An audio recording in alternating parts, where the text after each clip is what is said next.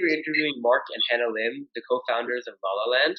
It's a pleasure to be interviewing you both today. My name is Suresh Jasti, and I'm the founder of CompanyRoots, and I'm from Homedale High School. My name is Raul Kabul. I'm a rising sophomore at St. Paul School and the vice president of CompanyRoots. Before the interview, I want to thank you guys for taking your time. The first question that we always ask is, what are your CompanyRoots and how did they help you get into Lollaland? Well, first, thanks for having us on. Always glad to kind of help share a story and help rising students and all that stuff. But Hannah could talk about our CompanyRoots.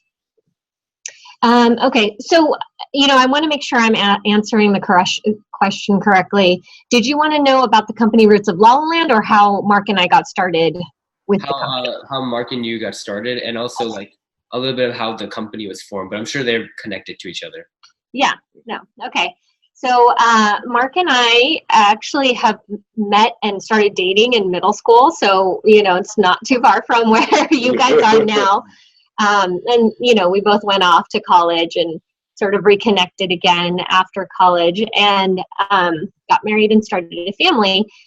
And at the time, we had one daughter who was just this late bloomer. So she was always sort of hitting her milestones late, and she was having a lot of trouble transitioning from a baby bottle to a sippy cup. And, so I was a stay-at-home mom at the time, and I was thinking about, gosh, why are these cups designed more for parents than they are for the toddler or child itself?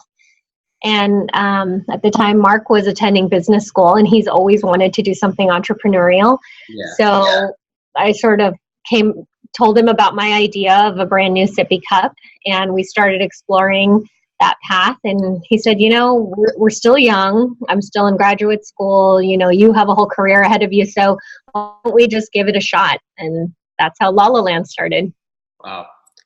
So what sacrifices did you need to make in order to pursue Lollaland? I'm sure you both had different jobs and you're in different areas.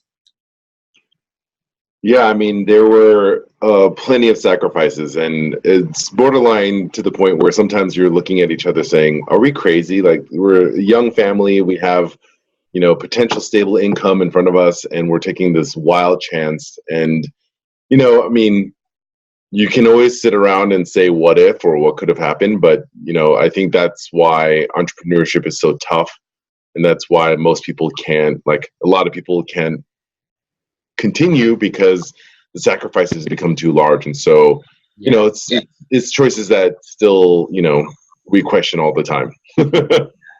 So how was the experience like on Shark Tank, and how did your relationship with Mark and Robert work out after the show, and how do they help you guys?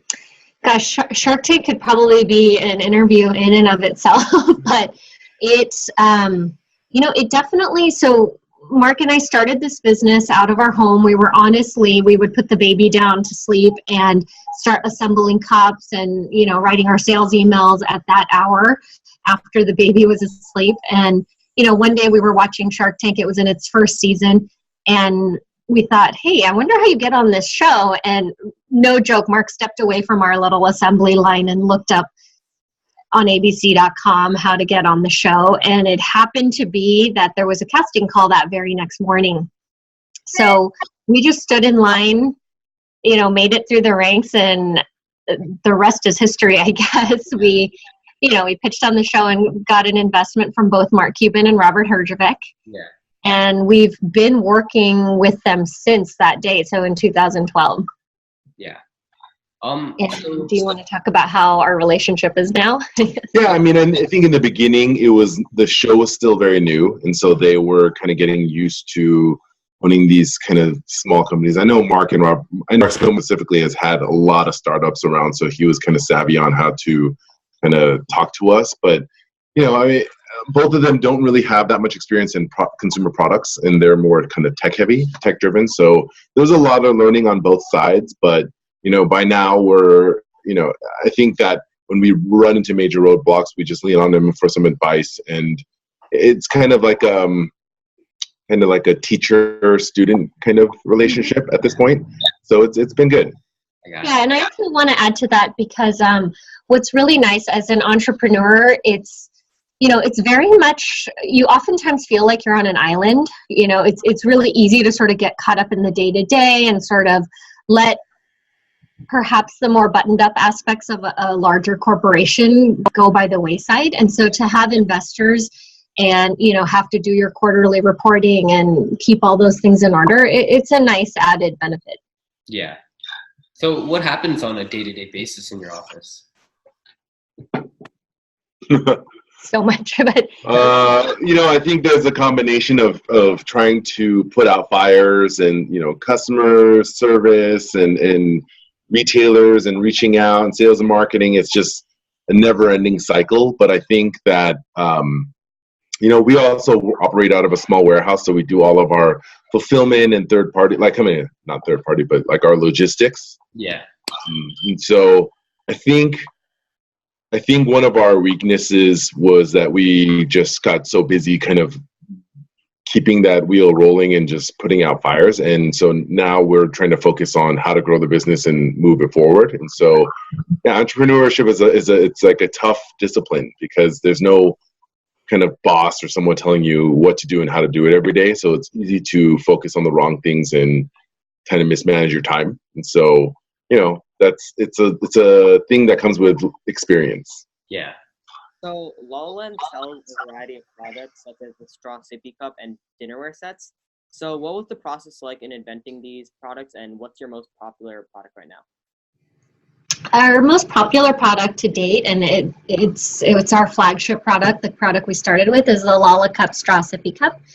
The process of developing that was actually, it's relatively simple in theory, but it was a really complicated endeavor in that neither Mark or I have had any experience in plastics manufacturing. I actually used to be a high school chemistry teacher prior to starting this company. So aside from just, knowing about plastics, really our knowledge was limited. So thank God for the internet. We honestly, I had some very rudimentary sketches, so a broad concept of how I wanted the cup to function.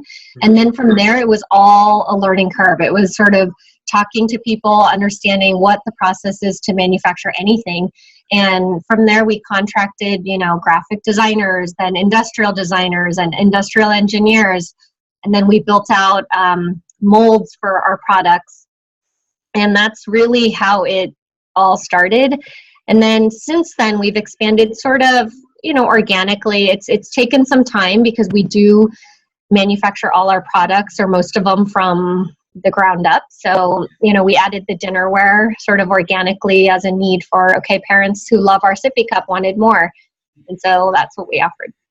I think it was also born from things that we wanted and needed in our lives. And that's usually the easiest because it's hard to solve a problem when there really isn't a problem. And so, our plate is a plate, but we wanted one that was made in USA, that was durable, that wasn't, having princesses all over it, or that could last us more than a couple of years, or that can handle dishwashing and all that kind of stuff. So, it really kind of came from our own needs. Yeah. And just from watching Shark Tank and everything, I think most of the best products are the ones that are organically made. So that's a really cool idea. So how did you guys get market research done and see what people really wanted compared to your own experiences as well? Gosh, again, market research was something we definitely had a business plan before we started, and so we did go through that exercise. But I have to say, it wasn't as probably in depth as perhaps some businesses have gone. We talked to a lot of friends in the industry who helped us with figuring out financials and really understanding the sales volume in this space. But, most of the market research was stuff like getting out there, talking to moms, seeing what's on the shelves, understanding how my product was going to be different from everyone else. And so again, a lot of that research was just anecdotal and just getting out there, talking to as many people as you can and just observing what was going on. Right. Yeah, so Lollaland was featured on places such as The View and Good Morning America. So what is the most special thing about your company that these shows discuss about? Gosh, the most special. It really depends on the show. There's some, I want to say there's some press opportunities that really focus on just our being a small business, running it as a husband and wife and a family.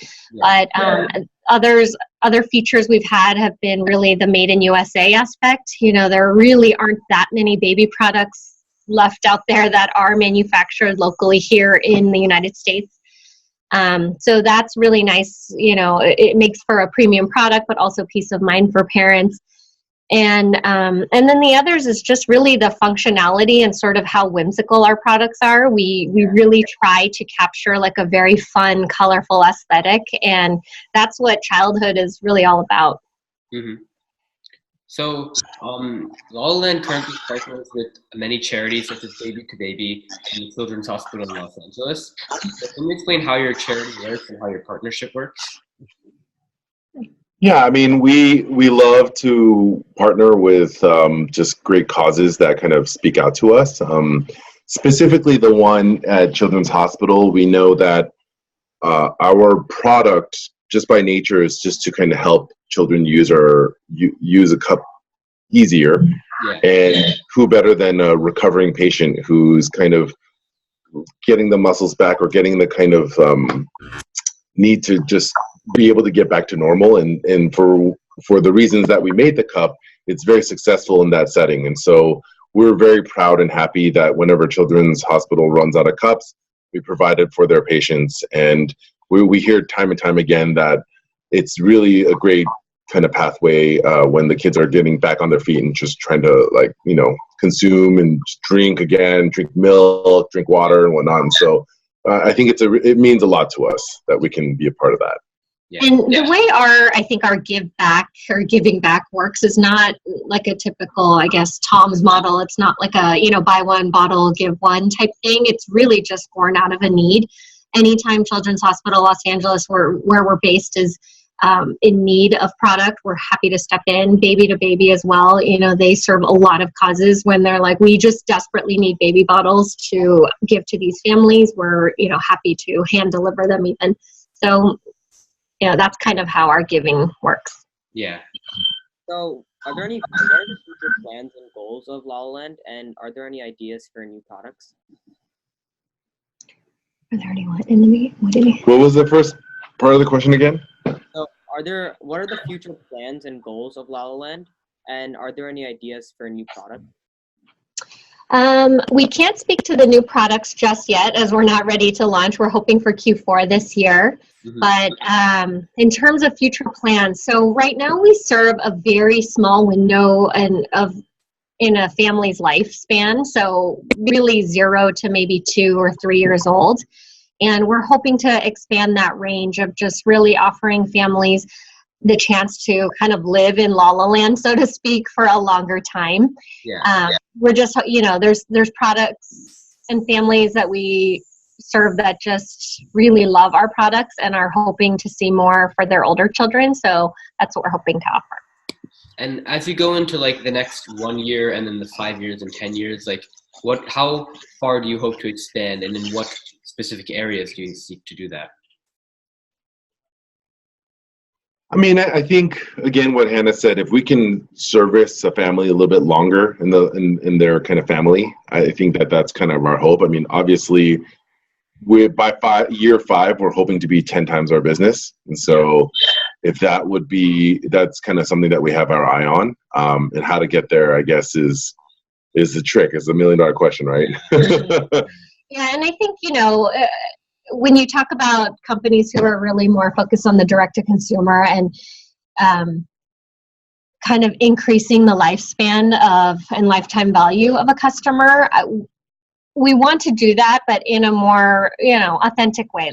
Babies grow so quickly, and to be able to offer play mats and baby bottles and such, and then really just grow along with that family would really be our dream. Right. So do you currently have any opportunities for college students or even high school students to pursue a free or paid internship path? And if so, what qualities do you look for in these students? Yeah, so we host about 2 high school students every summer for paid internship. It's usually about 10 to 12 weeks. And we couldn't kind of put them through rotations of operations, sales, marketing, just kind of showing what the life of an entrepreneur is. Mm-hmm. We're very happy about this program. We usually get pretty good applicants every summer. And what we're looking for is just someone that's willing to learn, that wants to know, that has passionate about possibly trying out business, that might, just wants to have a deeper dive. I mean, I think every year we're impressed about the drive of these students, and certainly when I was in high school, I was not that driven. So it's good and refreshing to see, and it's also good to get a pulse on like what kids these days are kind of looking into and stuff. So I think it's fruitful all around. And in terms of what the qualities that we're looking for in our candidates, I think over the years, having had several high school interns work for us, we really appreciate those that, for example, it's really the little things, being on time, putting your phone away during work hours, I want to say being self-directed in a way that when we explain and give a task, it's really about, just following through and completing the task to the best of your ability without constantly like, okay, is this good? Is this good? Am I on the right track? And, that ability to work independently, but also, ask the right questions when they're warranted is a great quality. Yeah. So we always end every interview on the same question. What specific strategies would you give to the next generation of entrepreneurs and leaders to succeed in places like high school? The places in where? The last thing? Like high school. Oh. Gosh. Okay. So I think one thing that I hear time and time again about successful entrepreneurs is that he or she just simply did it. Mm-hmm. And, I think that's one thing that I want to say to this next generation of high school students is just go for it. Honestly, it's not that difficult now to make a website, and there's so many resources at your fingertips that, sometimes you just got to go for it. Yeah, I would double down on that. Just test and try. You have an idea, put it out there. May not be exactly in the form that you originally plan or hope, but I think you hold on longer, 2-3 years pass by and you're holding on to this dream and you never gave it a shot. Yeah. You don't know what could come of your first kind of initial idea. No better than Amazon. Look, they were a bookstore to start and look where they are now, right? And so that doesn't come without actually just trying and seeing where your first dream might lead you. Right. Well, thank you for letting us interview you today. It was a pleasure. Great. Take Thanks. Care. All right. Have a good day. Bye. You too.